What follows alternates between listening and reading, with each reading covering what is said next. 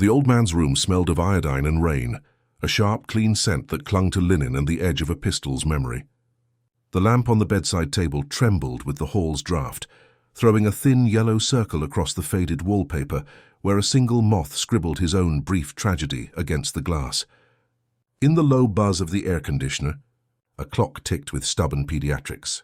2 minutes, 3, then a long sigh of minutes that might have been hours to a man who had learned to read time by heartbeats in the dark. He lay very still, the white sheets draped like a temporary snow, his beard dusted with salt from a lifetime of storms and the sea.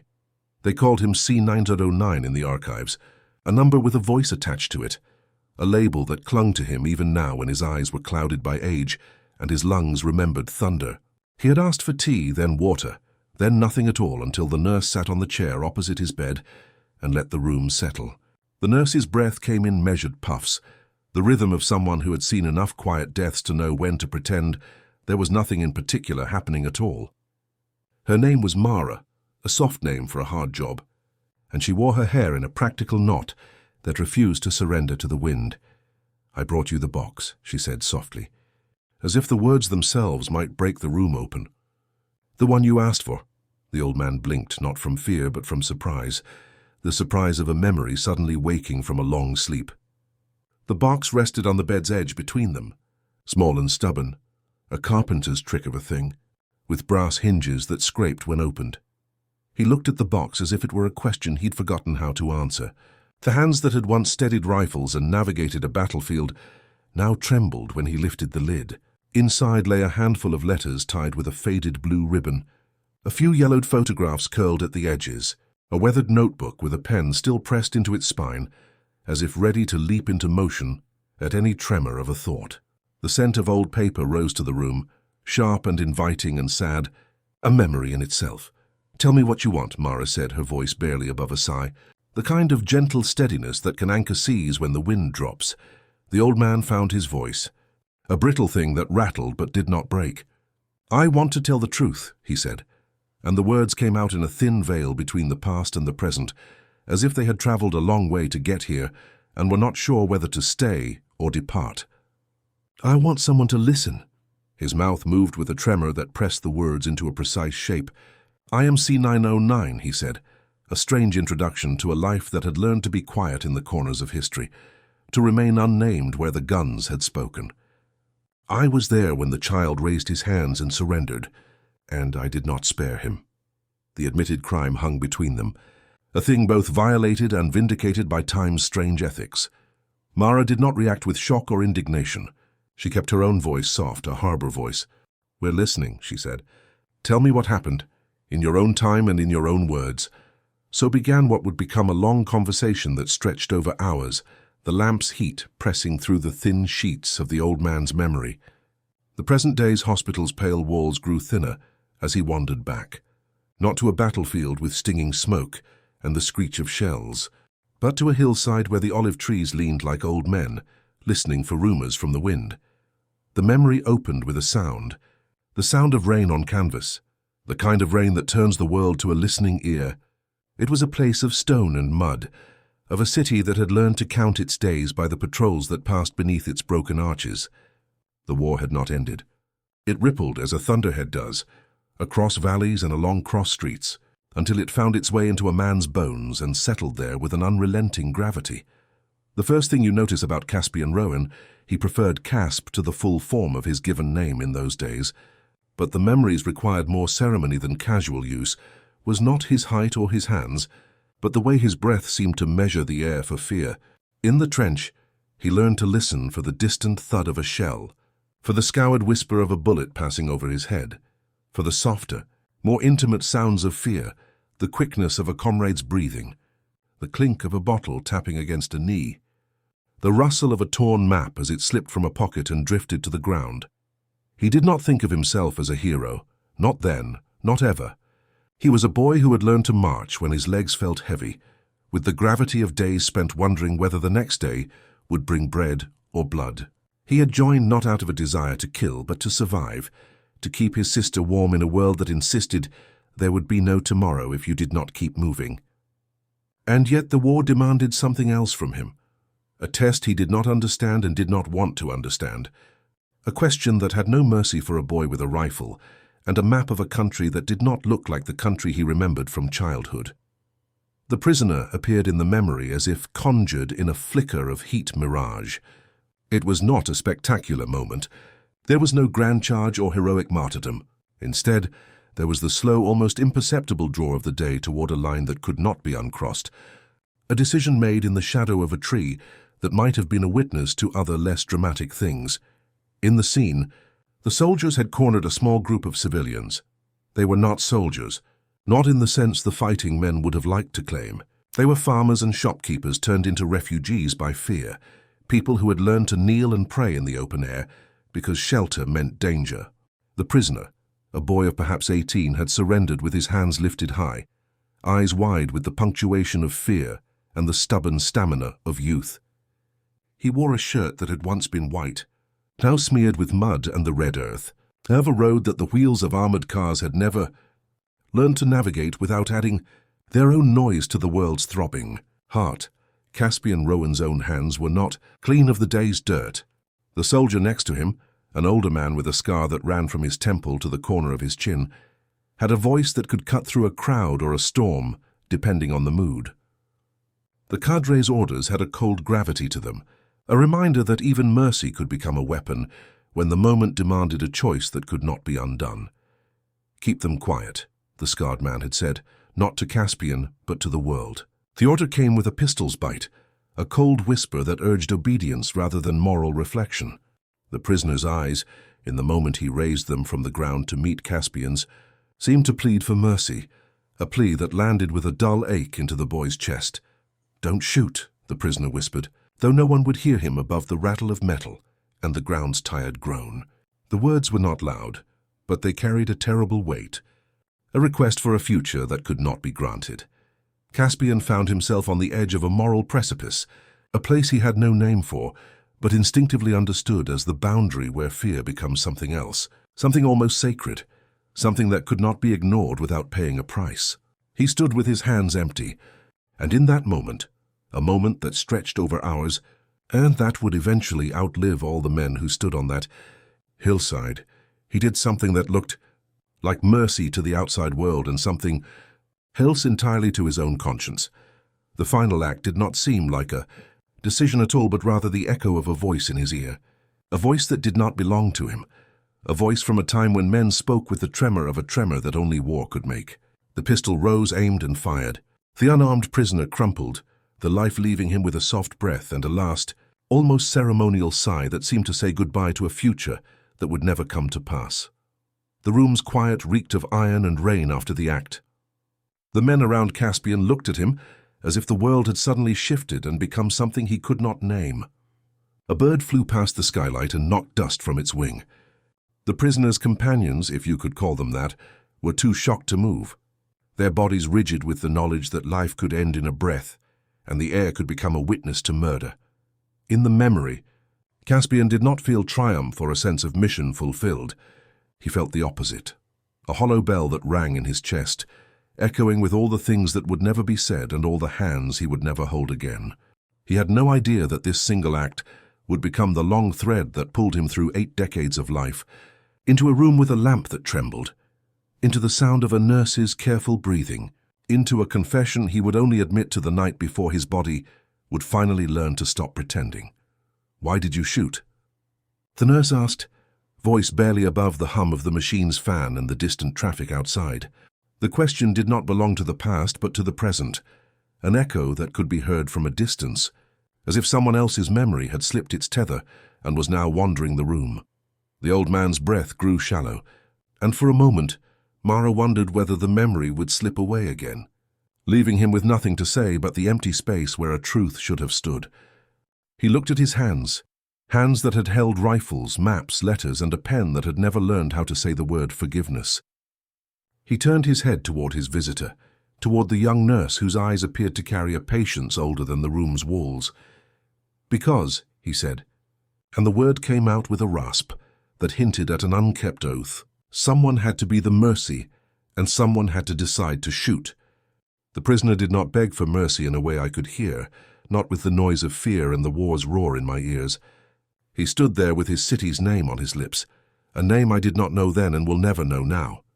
He stood with the arms up, a white flag I could not read as such, and I did what I was told, what I was trained to do.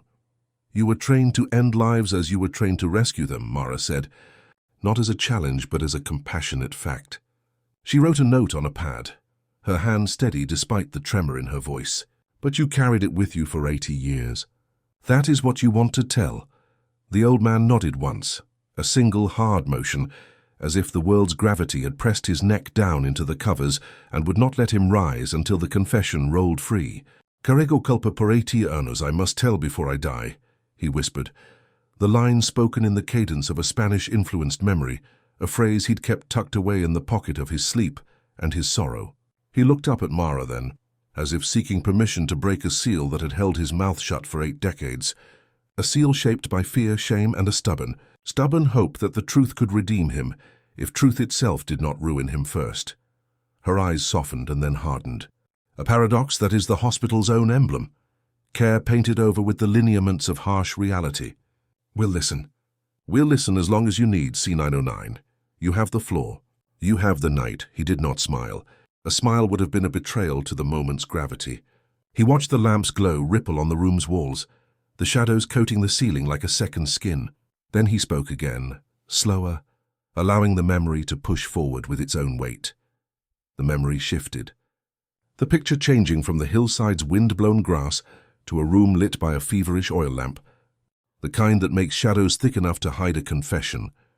The prisoner's face in this memory, young, frightened, unarmed, became more than a face. It was a symbol for everything that war asks a man to do and forget. A living reminder that there are moments when a person's choices outlive the person. Listen, he said, and for the first time in the room, his voice carried a timbre more controlled, more deliberate, as if he were addressing a court of his own making.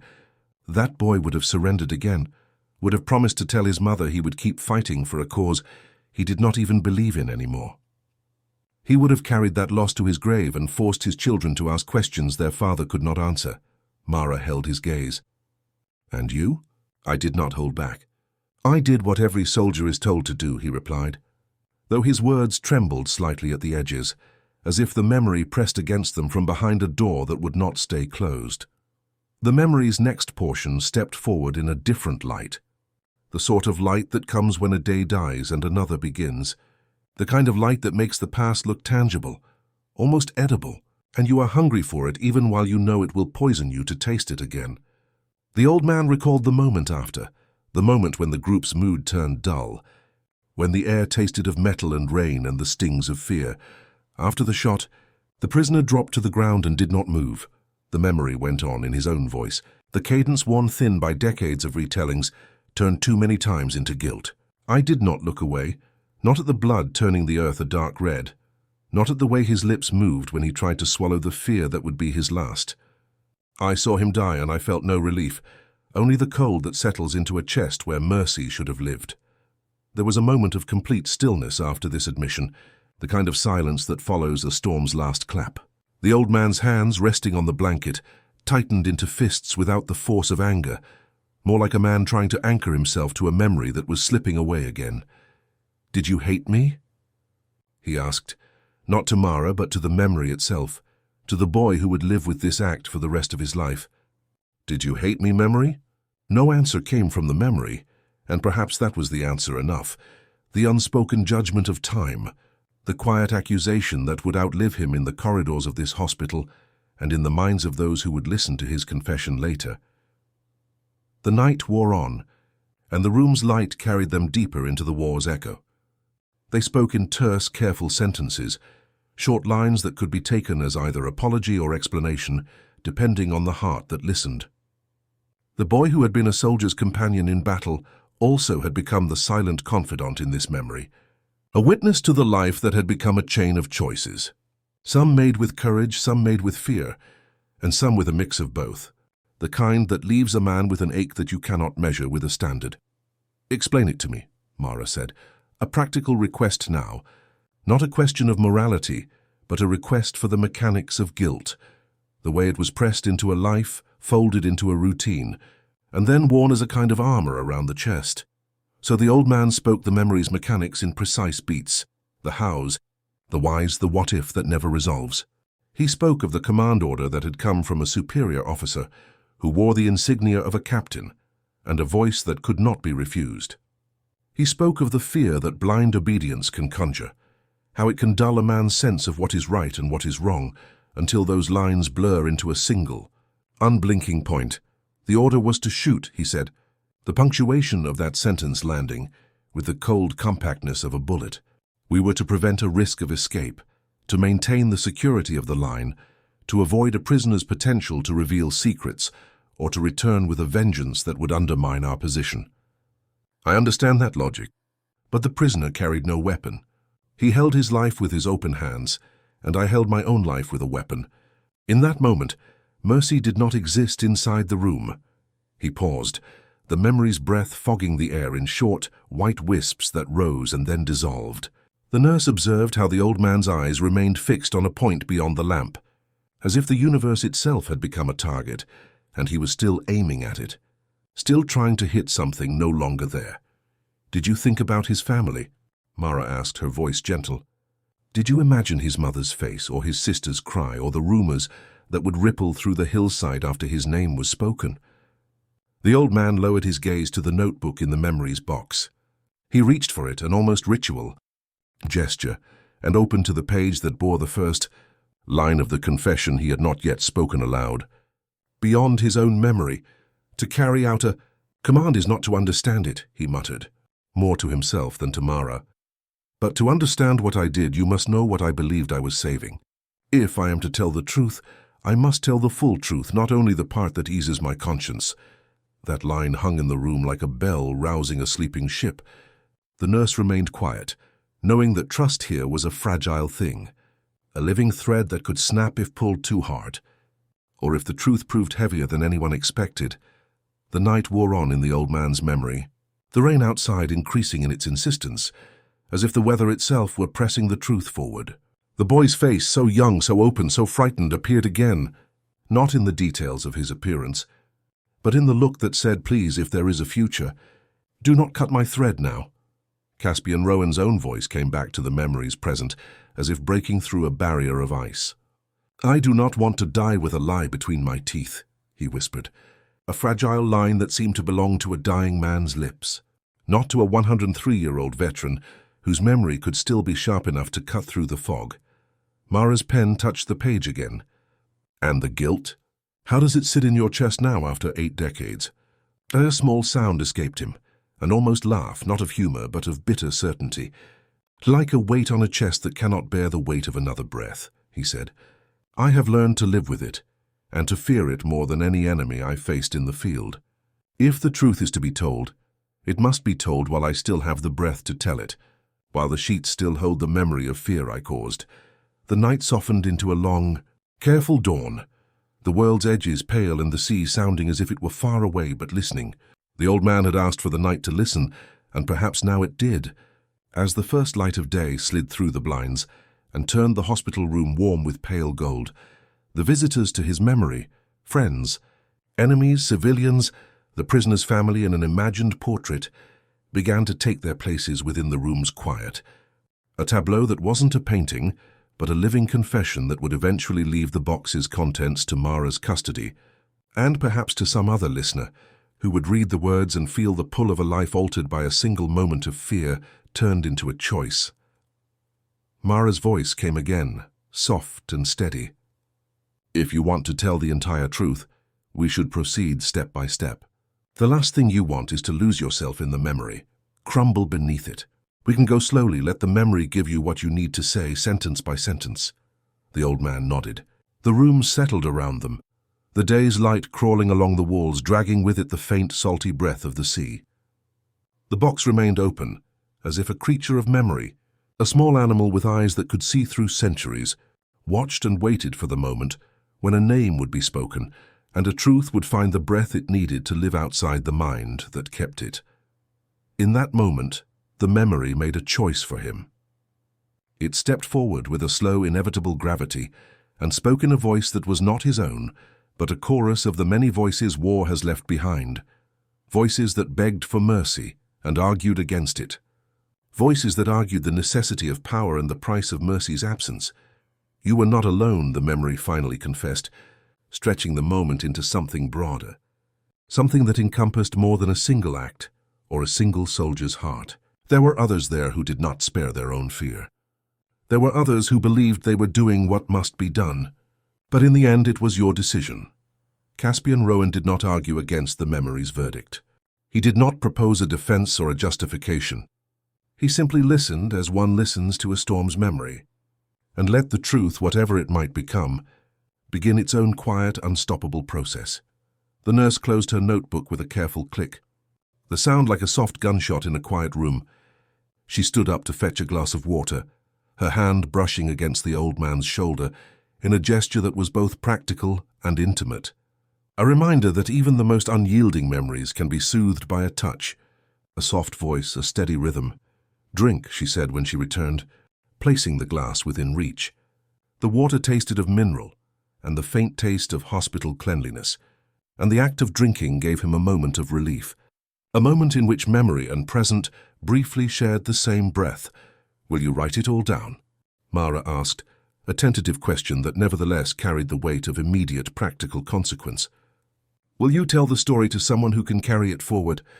He looked at the box, then at Mara, and finally at the ceiling where the lamp's small halo flickered with the gentleness of a dying star. He spoke again, slower, but with a greater sense of purpose than before. "There is more to tell," he said. "There is the night the order was given, the moment I took a step toward the line, the wind that blew the dust from the hillside, the way my own fear wrapped around my throat and refused to loosen. There is the other man, the man who was with me, who did not fire, who did not instruct, who saw mercy slip away and chose silence instead. There is the truth that I followed the memory's example, as if it were a compass that could point toward mercy and toward forgiveness at once." Mara's eyes were steady, but not unkind. "Then tell me that part too," she urged gently. "Tell me the other truth you carry, the one that doesn't fit neatly into a single line of guilt." The old man pressed his lips together and leaned back into the pillows, the springs creaking faintly, a small sound that felt to him like a chorus of old friends who had waited patiently for him to speak. He closed his eyes for a moment, letting the memory's weight settle again into its proper place, the way a map folds back onto itself after a long journey. When he opened them, he spoke, and his voice, though feeble, held a calm certainty. "I did not want to shoot that day. I did not want to pull the trigger. And yet I did. Because I was told to, because the world's logic told me it was a necessity for survival, because the fear in the boy's eyes mirrored my own fear, and because there is a moment in every soldier's life when mercy must be weighed against duty, and duty wins, sometimes in ways that cannot be undone. But there was another man there, the one who did not shoot, who stood with his own hands raised in a different district of fear, and who afterward, when the firing stopped, stayed in the line and looked at me as if I were already gone, as if my own future had been erased by my act. He did not say a word, but his eyes spoke a language more honest than any official record could ever bear." Mara did not interrupt, letting him complete the thought, letting his confession widen toward a more complex moral landscape than a simple act of violence. The old man's breath grew more even as he spoke, and the room's reticence seemed to listen in turn, letting the memory have its final, necessary moment. "And when the war finally ended, when the world turned its gaze away and history wrote its books," he continued, "I carried the memory as a talisman and a burden. I learned to live with it the way a man learns to live with a scar. I did not forget the pain of that day, nor did I forget the boy who walked away from the scene, nor the other man's quiet gaze that followed me even years later in a dream I could not quite remember upon waking.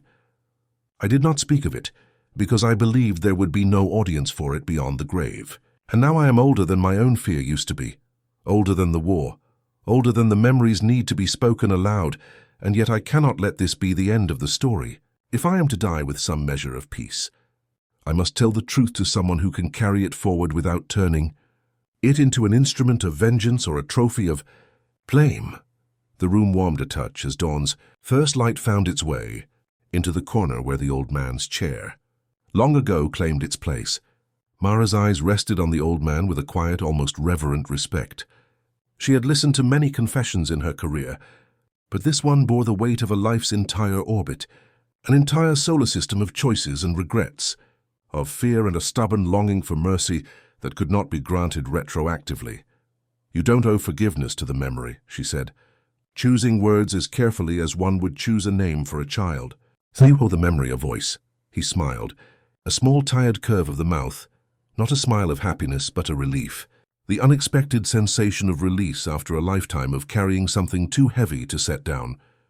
"Then let the memory speak," he whispered. In the days that followed, the old man's routine remained the same, yet everything had shifted in a way that could not be undone by any medical treatment or calendar page. The box with the letters in it remained on the bed's edge, a living object that hummed with possibility and consequence. Mara and a local archivist, a pale-eyed man named Elias who had spent his career cataloguing memories like baskets of fruit to be opened one by one, arranged the contents into a more organized account. They did not demand the entire truth in a single sitting. They asked for the truth in patient, careful sections. Sometimes the old man would drift, his mind sliding backward, and the room would fill with the soft clatter of distant rain against stone, the faint perfume of the sea carried in with the morning air, and the rough texture of the blankets against his skin, the tactile memory of other times where the world had pressed him to a decision that had never truly mattered to anyone but him. "Write it down. As it comes," Mara would say, and she would tilt her head, listening with a kind of humility that the old man had not expected to encounter again in his life. "If there are parts that you cannot face yet, we will wait. If there are parts you must tell, we will listen." And he began to tell, the memory's words arriving in fits and starts, like a patient's slow recovery from a long illness.